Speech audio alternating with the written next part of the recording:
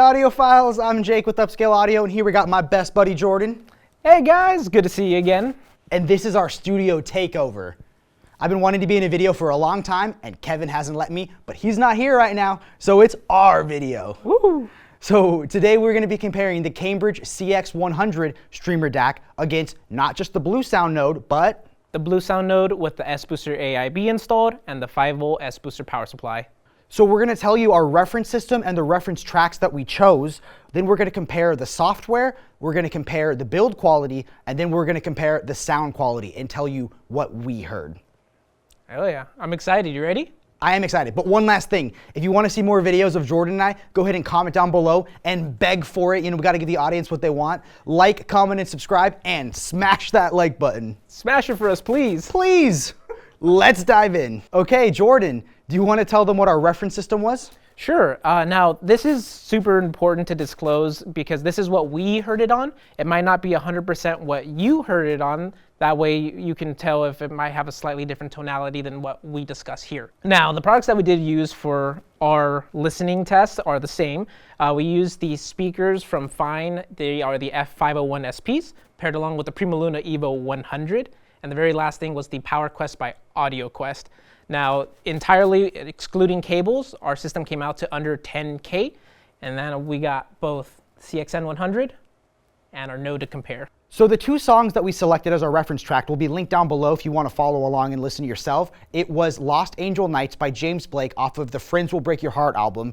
And then we used a Elton John song, which was Come Down in Time off of Tumbleweed Connections. And Jordan picked that one because he's like, I'm tired of being just known as the metal guy. So he's trying to show that he has range. Listen, I have to have some diversity in my listening. Preferred is metal, but I'm open to essentially most genres, actually. So you hear that? Jordan's open to anything. So these are roughly a similar price range, which is why we're comparing them. The Bluesound NODE is $5.99. It's usually on sale though, so if it's not on sale at the time of watching this video, sorry, the sale ended, but it is currently on sale for $4.99. What I love about the Bluesound as opposed to the Cambridge is you don't have to buy the S-Booster adapter right now. You can start with the Bluesound NODE and then upgrade with the AIB kit and the S-Booster down the line. But when you do upgrade to this full bundle, you're looking at $12.44 and 50 cents MSRP, but you can usually find that at $100 cheaper or so. And then $1,099 for the Cambridge? Yep, you got it exactly. $1,099 for this piece by itself. Both units do have internal DACs, and in this scenario, we were using the internals for both units to compare what you're getting as a package. So Jordan, on the Cambridge, what are you getting for $1,100? What connections do we got? Tell me about the build quality. Sure. So if you didn't check out our CXN100 video previously, feel free to check it out, but just to go over it very briefly, we do have a lot of connectivity options in regards to the Cambridge. So we do have support for Spotify Connect, Tidal, Qobuz, everyone's favorite, which is Deezer as well.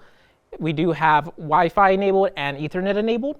This could also be used with Rune as well, which for this purpose, we did use StreamMagic as its application. On this unit, it's really cool because not only do you get RCA out, but you also get XLR out, so you get a full balanced connection as well. Yes, and that's important for a lot of people.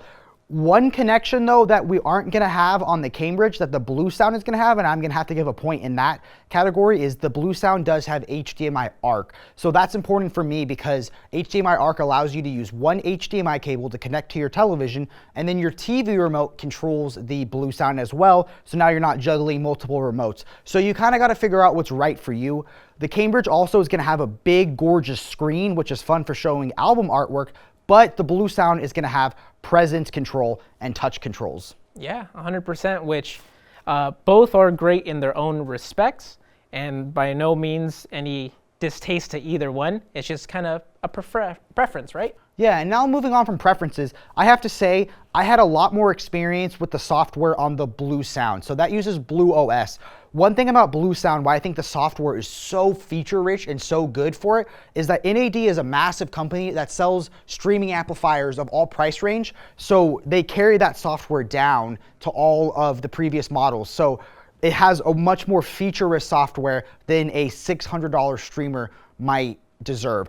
But they took this amazing Blue OS software and they upgraded it and revamped it to the Blue OS 4.0. If you want to watch a video of Grover breaking that down, you can watch that here. But they made the software even better. Today was my first day playing with Stream Magic, which I know you have more experience with. So maybe you could talk to about the Stream Magic. Sure. It really comes down to familiarity. So if you've used Blue OS, you might have more preference for that. But Stream Magic in its own right is another great application. You have a variety of different selections as far as streaming selections, or if you have anything plugged into the unit, it organizes the files very well. Besides that, you will have some adjustments in regards to the settings themselves, as well as having the ability to either have the screen as fully bright, dim, or off, which does make a difference, and we'll talk about it in tonality. Yes, we will. So let's move on to the sound quality. So I love Lost Angel Nights because it is an amazingly sung vocals. It has deep bass and it has little details that can be hidden on systems that aren't as revealing.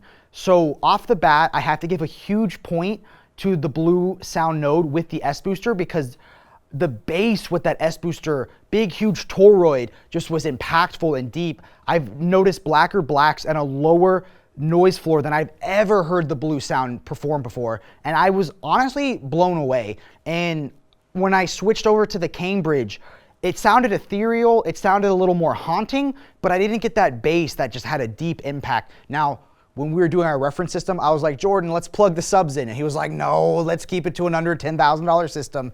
But honestly, with the Bluesound NODE and that awesome toroid in that S booster, the bass wasn't even lacking. Yeah, 100% on Jake's track. I've never experienced how punchy a Bluesound NODE can be, especially in the bass department. It was a completely different experience. Now, that's a great system, and I really appreciate it. The Cambridge sounded a little bit warmer overall, so this felt like the sub or the lows were a little bit more rolled. So it kind of comes down to a personal preference of what do you like more. I do have to give it though to the Bluesound in this track in particular though. There was one detail specifically. There was like if you listen to the song down below, there was a little drum click thing, like a rhythmic click, and it felt so much more authentic and real and organic on the Bluesound. That was kind of, the detail was lost a little bit. But the thing about the Cambridge, what I liked about that flavor, because it's not like one's good and one's bad, one's chocolate, one's vanilla, the haunting nature, the ethereal nature, dreamlike nature of the Cambridge kind of drew me in slowly. It wasn't as in your face. Not that this was in your face in a bad way. It was just, this one was like, hey, I'm here, I'm loud, I'm proud. This one was like, hey, come find me, I'm haunting, sift into me. Yeah, I think you hit it pretty well. So now we move on to the Elton John track, which was my first time hearing this song. It's crazy. I do so much audio listening working at a hi-fi shop, and I still get to find new songs that I fall in love with. And this song starts with a harp. And on the Cambridge, it was so sweet, so tantalizing. It was just like syrup that was sucking me in, and I just feel like it was like a siren calling me to my doom, which I didn't hear on the Bluesound. The Bluesound, it sounded like a harp and it was good, but it wasn't as sweet and tantalizing as on the Cambridge. Yeah, it kind of, it sucks you in almost. So it starts off very soft and has a great melody, especially on that harp. But as that song progresses, it does get a little bit more gradually loud. And I noticed, especially with the Cambridge, that it smoothed out the highs a little bit. What do we keep saying? It had a lot of gusto, right? Yeah, a lot of gusto. Yeah. It was fun. And I think that's what's crazy is that certain flavors do better for certain songs and certain recordings and certain tracks, but it's about what's important to you. So Jordan, I know, likes that sweeter, like, hey, come find me sound. Me, I love bass. So I loved how deep and dark Lost Angel Nights was on the Bluesound NODE, and to me that was like, I fell in love with it. And I want to do more listening, but the Cambridge, I feel like I just needed a bit more bass, but my God, was it sweet and attractive. Yeah, I gotta agree with you, but I preferred the more tantalizing mid-tones, honestly. Both sounded great. For this song in particular, slightly more preference to the CXN100. Okay, so Jordan, overall, though, which one are you choosing? Oh, man. I mean, they're fantastic. For someone starting off, I would probably go Blue OS or go with the Bluesound NODE and then build up. But if you have the cash available, I'd jump to the CXN100 personally. One thing that was interesting was this has the ability to turn the screen off. Screens are gorgeous and beautiful, and I love seeing the artwork on the unit, but they can cause noise. So we tested both songs on the Bluesound, both songs on the Cambridge with the screen on, and both songs on the Cambridge with the screen turned off. Now for Lost Angel Nights, I didn't hear a dramatic difference. You know, I'm not like Joel, who's been selling hi-fi for 40 years, since before stereo was a thing. So I don't have as golden of an ear, but I have an ear in training and I'm proud of it. But I did hear a difference on the Elton John track. So when we turned the screen off, it's almost like his voice got more confident. Now that sounds weird because who's more confident than Elton John? But with the screen on, his voice had a tiny bit more shakiness to it. And you know, it was interesting. But for Lost Angel Nights, the screen difference didn't matter to me. So Jake, if it's coming down to you, what do you prefer? Okay, so I love a screen. To me, that's something that's super attractive to me, but I have to give it to the bass. I have to give it to the system you can build up with. And I like the idea of getting the Bluesound NODE, starting with that, and then, you know, when the wife gives me permission again, you know, adding the S booster and the AIB kit. So for me, just the impact and the richness of the Bluesound NODE was slightly more attractive than the sweetness and the screen of the Cambridge. So I'm going Bluesound. That's very fair, and I'm glad you went with Bluesound because me personally, I'm leaning towards the CXN100. They are great products. I love them both. This just kind of fits more into my style, my aesthetic. I really appreciate the sound signature, especially if you pair it up with my own personal system. I think this is the way to go.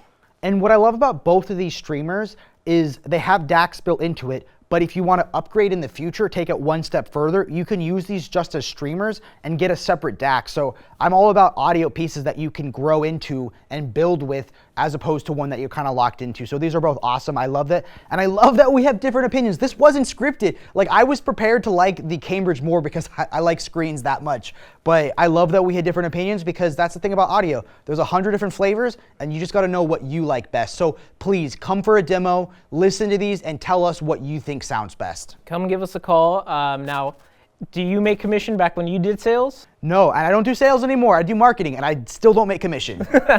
And I promise you, I do not, and Kevin can vouch for both of us, so. And guys, that's going to bring this video to a close. We hope you had fun. This was honestly a blast for both of us. If you want to see more videos like this, comment down below and say what we should compare next. And comment down below if you want to see more Jake and Jordan videos, because I think we're fun. I think so too. If you like this video, go ahead and give it a like, smash that like button, click subscribe, ring that bell for notifications, and remember, at Upscale Audio, we'll treat your system like it's ours.